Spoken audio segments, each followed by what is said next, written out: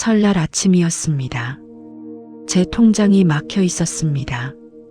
세뱃돈을 보내려던 순간 잔액 대신 거래 정지가 떴습니다. 신청인 이름을 눌렀습니다. 박준호, 제 아들이었습니다. 그 자리에서 저는 그 애를 의심했습니다. 식탁에서 아들을 몰아붙였습니다.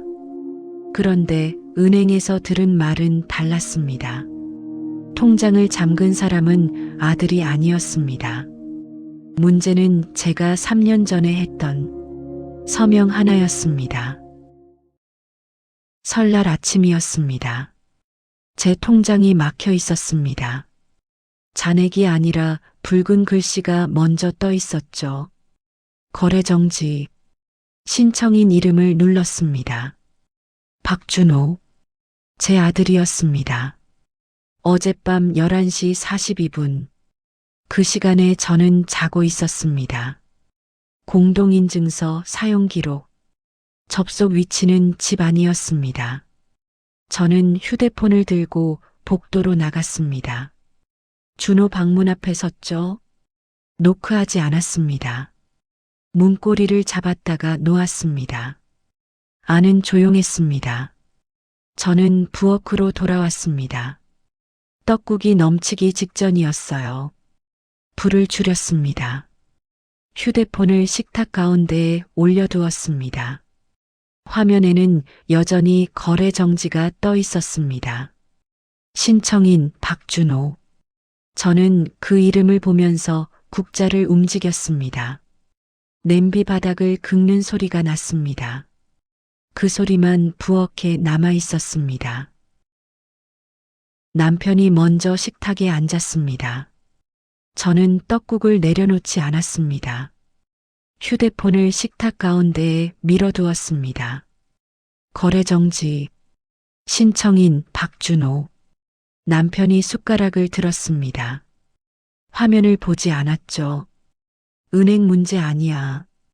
저는 시간을 눌렀습니다. 11시 42분. 남편의 손이 멈췄습니다. 그때 복도 문이 열렸습니다. 준호가 나왔습니다. 저는 앉지 않았습니다. 왜 막았어? 준호는 식탁을 보았습니다. 지금은 쓰시면 안 돼요. 남편이 다시 숟가락을 들었습니다. 아무도 화면을 치우지 않았습니다. 저만 서 있었습니다.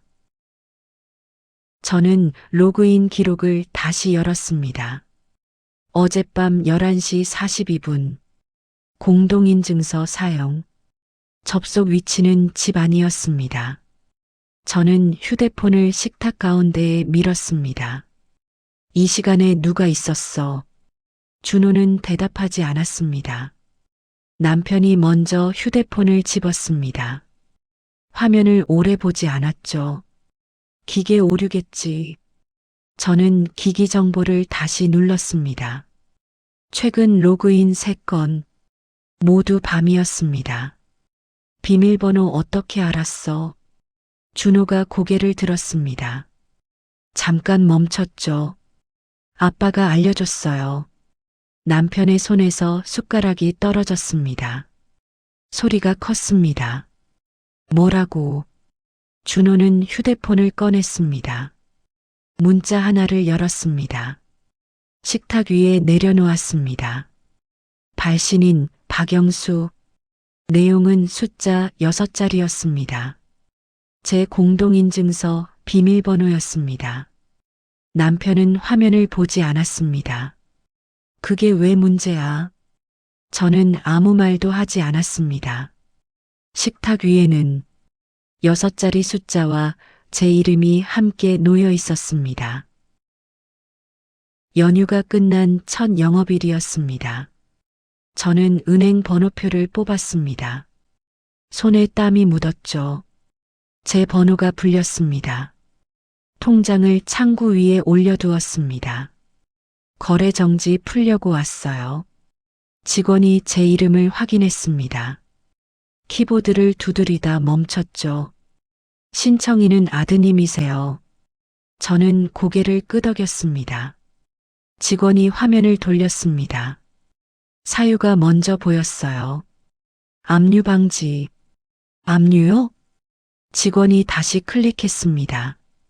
고객님 명의 대출이 연체 중입니다. 저는 웃지 않았습니다. 얼마요? 8천만 원입니다. 직원은 천천히 말했죠. 저는 통장을 더 세게 쥐었습니다. 실행일은 2023년 2월 14일입니다. 3년 전 남편이 쓰러졌던 날이었습니다. 직원이 수령 계좌를 열었습니다. 입금 계좌 명의가 떴죠. 박영수, 배우자 등록. 저는 화면을 오래 보지 않았습니다. 직원이 출력 버튼을 눌렀어요. 종이 한 장이 나왔습니다. 서명란에 제 이름이 있었습니다. 정미숙. 날짜는 2023년 2월 14일. 저는 제 글씨를 봤습니다. 처음 보는 글씨가 아니었어요. 직원이 한 장을 더 넘겼습니다. 압류 예정 계좌 목록입니다. 맨 위에 제 통장이 있었습니다. 저는 종이를 접지 않았습니다.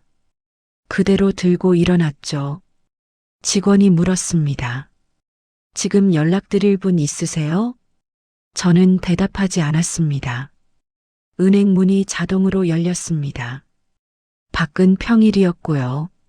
사람들은 그냥 걸었습니다. 저만 종이를 손에서 놓지 못했습니다. 저는 식탁 위 종이를 다시 펼쳤습니다. 날짜가 먼저 보였어요. 2023년 2월 14일. 그날 새벽 119를 불렀습니다. 남편이 거실에서 쓰러졌죠. 구급대원이 들것을 밀고 나갔습니다. 저는 슬리퍼도 못 신고 따라 나섰어요. 응급실 복도 의자에 앉아 있었습니다. 이름을 몇 번이나 불렸죠. 동의서가 몇 장 건네졌습니다. 저는 읽지 않았습니다. 이름만 썼어요. 그날 저녁 퇴원했습니다. 집으로 돌아왔습니다. 남편은 방으로 들어갔죠. 저는 부엌에 서 있었습니다. 그때 현관문이 다시 열렸습니다. 준호였습니다. 손에 봉투를 들고 있었어요. 아빠 일 때문에 급한 거래요. 남편은 방에서 나오지 않았습니다. 준호가 종이를 식탁 위에 펼쳤죠. 여기만 사인해 주세요. 저는 묻지 않았습니다. 그날 하루 종일 이름을 쓰고 있었으니까요. 종이는 몇 장이었습니다. 마지막 장이 조금 두꺼웠죠. 저는 그 위에도 서명했습니다. 식탁 위 현재의 종이로 시선이 돌아왔습니다. 서명란에 제 이름이 있었습니다. 정미숙. 날짜가 같았어요. 2023년 2월 14일. 그날 오후 3시 12분. 8천만 원이 남편 계좌로 입금되었습니다. 입금 계좌명에 박영수. 저는 종이를 접지 않았습니다. 남편은 제 맞은편에 앉아 있었습니다. 준호는 서 있었죠. 그날 이거였어? 제가 물었습니다. 남편은 대답하지 않았습니다. 준호도 말하지 않았습니다. 식탁 위에는 제 이름과 8개의 0이 놓여 있었습니다. 저는 그 종이를 끝까지 접지 않았습니다. 식탁 위 종이는 그대로 펼쳐져 있었습니다. 저는 마지막 장을 넘겼습니다. 연체 시작일이 보였어요. 작년 9월. 이자는 계속 붙어 있었습니다. 원금보다 숫자가 커졌죠. 이건 언제부터야? 제가 물었습니다. 준호는 바로 대답하지 않았습니다. 휴대폰을 꺼냈어요. 문자함을 열었습니다. 저축은행 발신이었습니다. 수신인은 제 이름이었죠. 연체 안내. 저는 제 휴대폰을 꺼냈습니다. 같은 문자는 없었습니다. 제가 지웠어요. 준호가 말했죠. 남편은 고개를 들지 않았습니다. 왜? 제가 물었습니다. 준호는 식탁을 보고 있었습니다. 압류 대상이 엄마 통장부터래요. 그가 서류 뒷장을 넘겼습니다. 압류 예정 계좌 목록. 제 통장 3개가 적혀 있었습니다. 맨 위가 급여 통장이었어요. 아빠는? 제가 물었습니다. 준호는 잠시 멈췄습니다. 연체 시작되고 나서 말씀드렸어요. 남편은 여전히 아무 말이 없었습니다. 저는 남편을 보지 않았습니다. 식탁 위 숫자만 보았습니다. 이자는 매달 붙어 있었습니다. 저는 종이를 접지 않았습니다. 준호도 앉지 않았습니다.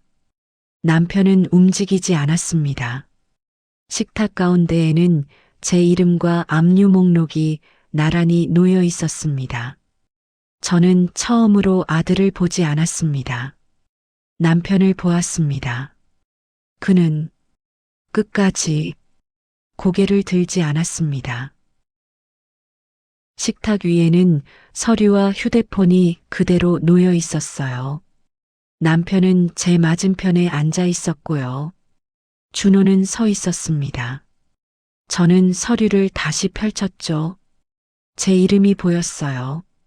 정미숙, 당신은 알고 있었죠? 남편은 바로 대답하지 않았습니다. 연체 시작되고 그가 그렇게 말했습니다. 저는 고개를 끄덕이지 않았습니다. 그럼 왜 말 안 했어요? 남편은 시선을 피했죠. 집이 흔들릴까봐. 그 말이 식탁에 남았습니다. 저는 그 말을 오래 듣지 않았어요. 이미 흔들렸어요. 남편이 저를 봤습니다. 저는 통장 3개를 꺼냈습니다. 급여 통장은 제 가방에 넣었습니다. 생활비 통장 하나만 식탁 위에 두었죠. 이건 쓰세요. 남편은 아무 말이 없었습니다. 저는 서류를 접었습니다. 남편 쪽으로 밀지 않았죠. 제 가방에 넣었습니다. 준호가 움직이려다 멈췄어요. 저는 의자에 앉았습니다.